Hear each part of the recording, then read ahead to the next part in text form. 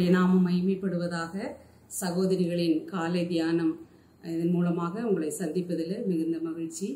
இந்த நாளிலும் கர்த்தருடைய வார்த்தையை கேட்கும்படியாக நாம் ஆயத்தமாயிருக்கிற வேளைகளிலே இந்த தியானத்தின் சிந்தனைக்காக சங்கீதம் 62 8வது வசனம் இப்படியாக நம்ம வாசிக்கிறோம். ஜனங்களே, எக்காலத்திலும் அவரை நம்புங்கள், அவர் சமூகத்தில் உங்கள் இருதயத்தை ஊற்றி விடுங்கள், தேவன் நமக்கு அடைக்கலமாய் இருக்கிறார் என்று சொல்லி நாம் வாசிக்கிறோம். அப்ப தாவீது இந்த வார்த்தையை ஒரு விசுவாச வார்த்தையாய் அவர் சொல்லுகிறார்.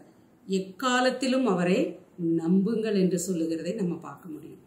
எந்த காலம் அப்படின்னு சொல்லி பார்க்கும்போது நம்ம 4வது வசனத்துல சொல்லுது, அவனுடைய மேன்மையிலிருந்து அவனை தள்ளுவிடும்படிக்கே அவர்கள் ஆலோசனை பண்ணி அபத்தம் பேச விரும்புகிறார்கள், தங்கள் வாயினால் ஆசீர்வதித்து தங்கள் உள்ளத்தில் சபிக்கிறார்கள் என்று வேதத்துல வாசிக்கிறோம். இப்படிப்பட்ட சூழ்நிலையில தாவீது சொல்லக்கூடிய வார்த்தை தான். இப்படிப்பட்ட இக்கட்டான, இப்படிப்பட்ட மனம் நொந்து போன, இருதயத்திலே சஞ்சலம் நிறைந்ததான அந்த நேரத்துல தான் தாவீது சொல்லுகிறார், அப்படிப்பட்ட காலத்திலும் கூட நீங்க என்ன செய்யுங்க, அவர் மேல் நம்பிக்கை வைங்க அப்படின்னு சொல்லி சொல்லுகிறத நம்ம பார்க்கிறோம். அது மாத்திரமல்ல, இந்த இக்கட்டுகளும் பிரயாசங்களும் பாடுகளும் வரும்போது தேவ சமூகத்திற்கு நோக்கி பார்க்க வேண்டும் என்கிறதையும் அவர் சொல்லுகிறார். அப்ப தேவ சமூகத்துல போய் தான், அவர் அண்டையில தான் நாம் அந்த பாரங்களை ஊற்றிவிட வேண்டும் என்று வேதம் சொல்லுகிறது. அப்ப இதே சங்கீதக்காரனாகிய தாவீது 5ஆம் சங்கீதம் 3ஆம் வசனத்துல, கர்த்தாவே, காலையிலே என் சத்தத்தை கேட்டருளுவீர், காலையிலே உமக்கு நேரே வந்து ஆயத்தமாகி காத்திருப்பேன் என்று சொல்லுகிறார். அப்ப அவர் தெரிந்தெடுத்த ஒரு சமயம் காலை வேளையாய் இருக்கிறது. அப்போ அவருக்கு நேராக ஆயத்தமாய் காத்திருக்கக்கூடியதான ஒரு தாவீது. அவர் சொல்லுகிறார், அவர் ஆயத்தமாய் காத்திருந்தபடியினாலதான் நேரே வந்து ஆயத்தமாகி காத்திருப்பேன் அப்படின்னு சொல்றாரு.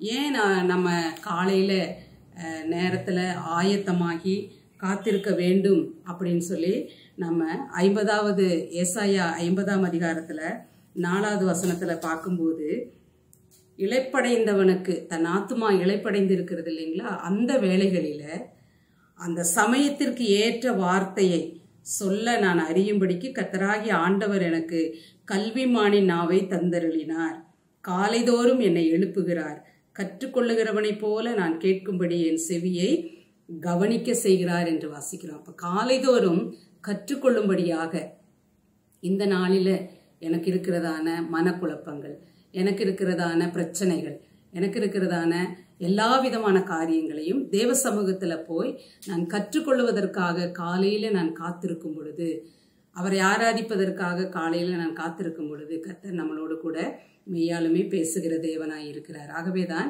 காலையில ஏற்ற வேளையை அந்த வார்த்தையை நாம் கற்றுக்கொள்வதற்காக காத்திருக்க வேண்டியது ரொம்பவும் அவசியமாய் இருக்கிறது. இதை அறிந்த தாவீது தான் காலையில உமக்கு நேரே வந்து நான் ஆயத்தமாகி காத்திருப்பேன் என்று சொல்லுகிறத நம்ம வேதத்துல வாசிக்க முடியும்.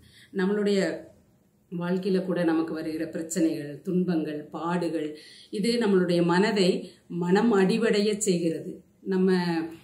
நமக்கு தெரிந்த அன்னாளை குறித்து நம்ம பார்க்கும்போது, அவளுடைய வாழ்க்கையில அவள் மனக்லேசம் உள்ள ஒரு ஸ்திரீ என்று தன்னை சொல்லுகிறதை குறித்து பார்க்கிறோம். அப்ப அவளுடைய மனக்லேசம் என்ன அப்படின்னு பார்க்கும்போது, ஏதோ ஒரு விஷயம் அவளுக்கு இல்லாமல் இருக்கிறது. அந்த விஷயத்தை தான் அங்க வேதம் சொல்லுகிறது, பிள்ளை இல்லை என்று சொல்லி. அப்போ அவங்க வீட்டில் இருக்கக்கூடியதான நபர்களால் அவள் என்ன செய்யப்படுகிறாள், வாதிக்கப்படுகிறாள், அவளை வேதனைப்படுத்துகிறார்கள். வருஷத்துக்கு ஒரு முறை தான் அவர்கள் என்ன செய்வார்கள், போய் தேவனை தொழுது கொள்ள வேண்டியது இருக்கிறது. அப்போ அந்த வேதனைகளையும் வருத்தங்களையும் யாரிடத்தில் சொல்ல முடியும்? தன்னுடைய கணவன் சொல்லுகிறார், 10 பிள்ளைகளை காட்டிலும் நான் உனக்கு அதிகம் அல்லவா அப்படின்னு சொல்றாரு. அது அந்த பெண்மணிக்கு ஆறுதலை தந்த வார்த்தையாக இல்லை, அது சமாதானத்தை தரல. அந்த வார்த்தை அந்த கர்ப்பத்தை உருவாக்க முடியாது. ஆகவே அந்த எல்லாரும் சேர்ந்து தேவாலயத்திற்கு போகும்போது அங்கு அன்னாலும் போகிறதை நம்ம பார்க்க முடியும்.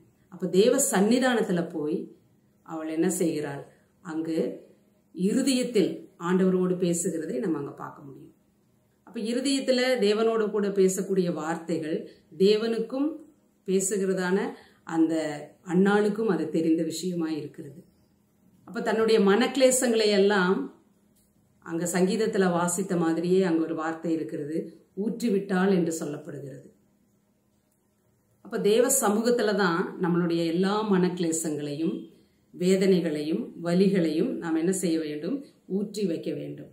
கர்த்தர் மேல் பாரத்தை வைத்து விடு, அவர் உன்னை ஆதரிப்பார் என்று சொல்லப்படுகிறது. அப்ப ஆதரிக்கிற தேவன் அவர்தான்.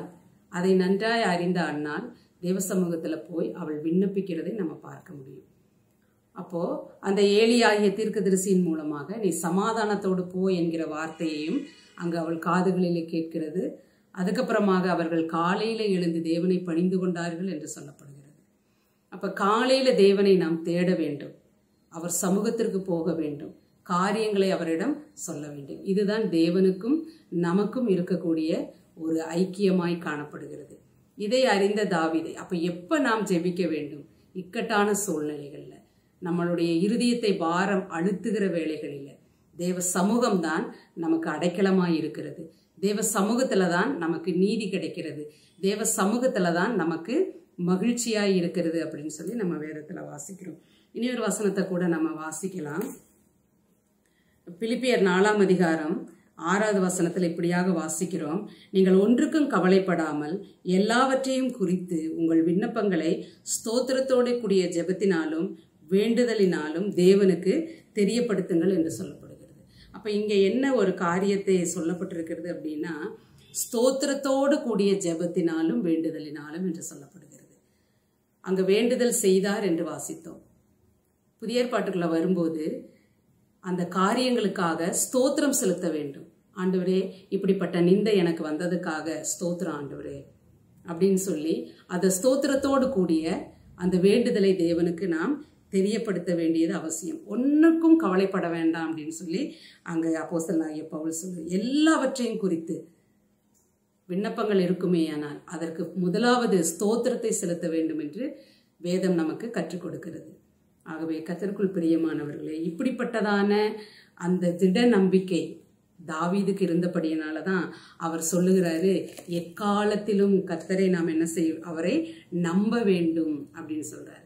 அப்போ ஏதோ ஒரு குறைவு நம்மளிடத்தில் இருக்கிறது. என்ன குறைவு அப்படிங்கும்போது, கர்த்தர் மேல் வைத்திருக்கிற நம்பிக்கை நமக்கு குறைந்து போகிறதை பார்க்க முடியும். ஆகவே கர்த்தர் மேல எல்லா காலத்திலும் நாம் நம்பிக்கை வைக்கும் போது 7வது வசனத்துல சொல்றாரு, என் ரட்சிப்பும் என் மகிமையும் தேவனிடத்தில் இருக்கிறது, பெலனான என் கன்மலையும் என் அடைக்கலமும் தேவனுக்குள் இருக்கிறது. எவ்வளவு பெரிய அருமையான நம்பிக்கை குறித்து தாவீது பேசுகிறார். ஆகவே சகோதரிமார்களாகிய நீங்களும் நானும் ஒருபோல தேவன் மேல் நம்பிக்கை வைத்து இப்படிப்பட்ட விசுவாசமான வார்த்தைகளை நாம் சொல்லும் பொழுது மெய்யாலுமே கர்த்தர் நம்மளுடைய ஜெபத்தை அங்கீகரிக்கிறார், நம்ம மீது பிரியம் வைக்கிறார், நம்மளுடைய எல்லா மனக்லேசங்களையும் அவரால் மாத்திரமே மாற்ற முடியும் என்பதையும் நாம் அறிந்திருக்கிறோம். ஆகவே இப்படிப்பட்ட மெய்யான உண்மையான வல்லமை நிறைந்ததான இந்த தேவனை துதித்து ஆராதிப்போம். அவருடைய நாமத்தை நாம் மகிமைப்படுத்துவோம். அவருடைய நாமமே இன்றும் என்றும் சதா காலங்களிலும் மகிமைப்படுவதாக. ஆமென்.